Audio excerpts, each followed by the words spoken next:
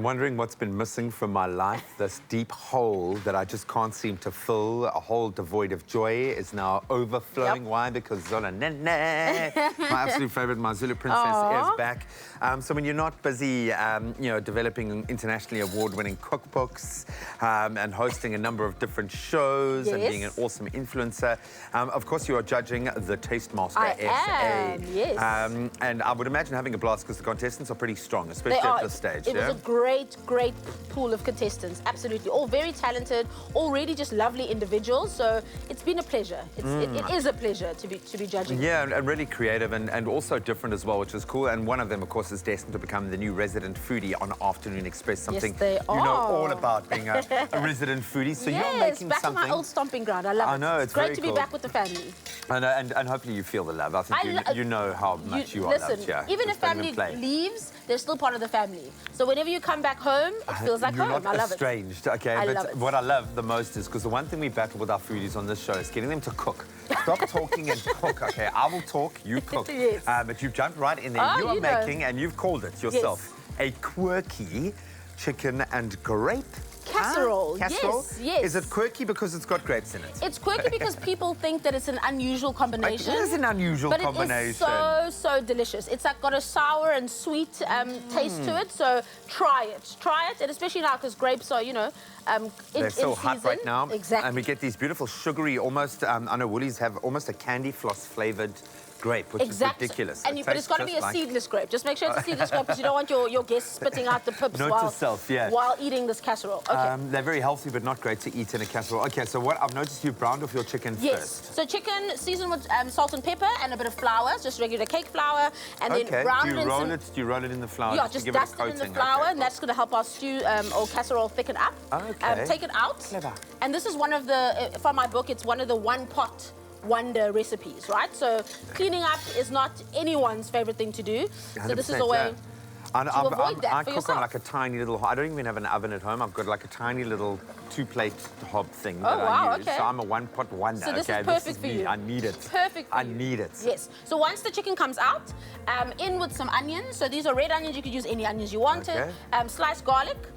Some thyme. And then I've just deglazed because you want all that flavor from the chicken. So you want to take everything that got caramelized onto the pot back into the sauce. That's it. So deglaze with some white wine. If you're not doing white wine or alcohol, you could actually use grape juice. Oh, wow. And then a bit of stock as well, because we have to cook the chicken, obviously, in something.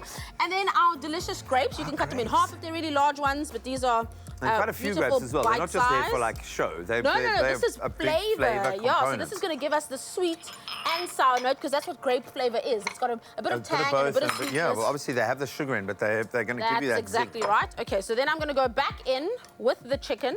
Okay. And then you can cover this with a lid and then leave it to simmer, or you can pop it into the oven at 180 degrees and let it do its own thing while you're cleaning the house, washing up Are you still so when you did make that you didn't do earlier? So have you cooked the chicken partially with the browning and then you need to cook it through with the casserole, or is it already cooked? So the chicken is just brown. So you can see it's still got, you can see right by the bone, it's not really cooked yet, because we're going to cook it in the juices of the grape. Cook it through. That's exactly it. And then a bit of salt, obviously, because you want to season as you go, just to build flavor. And then, like I said, cover it with the lid, leave it to simmer. It'll take about 25 minutes, depending on how big your chicken pieces are. Uncover it, then at the end, add some chopped parsley for a flourish of green.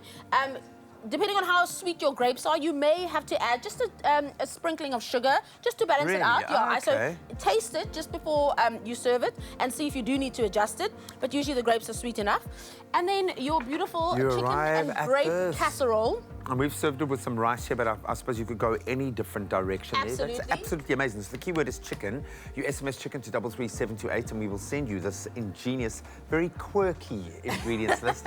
And you too can be creating your own quirky chicken and grape casserole. Exactly, and it's a delicious one. It's actually a really great option for Christmas because you can make it in advance. You can eat it warm, hot, or cold.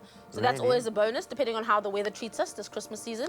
But yeah, A delicious one. Please try it. Please try it. Try it. And you say you've got lots of these kind of I've one-pot got lots wonders of in there. one-pot wonders in there. I've got recipes from my travels in there. Oh. Yeah, so, and all of them with a story. So a story behind why it's in there, because obviously I create so many recipes. There's a reason why I put these particular ones in this book. She's got the I'm so lonely don't leek stop. casserole in there as well. Never gonna let me forget.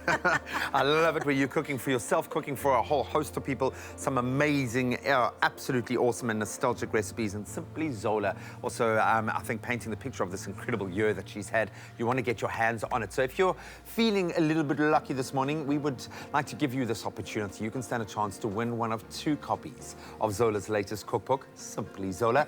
All you got to do is SMS the keyword book, your full name and your surname to 33728, and you'll be entered into a randomized automated draw. It's going to cost you just $1.50, no free SMSs apply. But you can find all the terms and conditions on expressoshow.com. And again, if you want that recipe list sent to you this morning, you got to SMS the keyword chicken to 33728. I'm going to have a little taste of this quirky chicken dish as you go to a break. We'll see you now.